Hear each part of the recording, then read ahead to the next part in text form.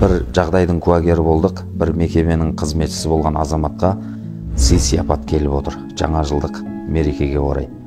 Жаңағы коробканы ашатын болса, ішінде тәттіліктер, сонымен қатар бір бутылка шампан шарабы шығып отыр. Бұл шариғатымыз бойынша күнәлі іс болып есептелінеді. Ардақты пайғамбарымыз саллаллаху алейхи уассалам сол шарапты әзірлеуші, оны сатушы, оны тасушы және оны ішуші, сол ішушілермен бірге отырушылар Алланың алдында лағнеттелді деген.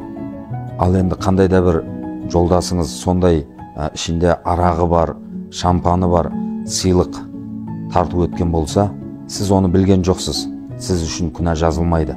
Бірақ соны білгеннен кейін сіз ары қарай сол ішімдіктерді қолданатын болсаңыз, күнәһар пенделердің қатарына кіріп қалуыңыз мүмкін.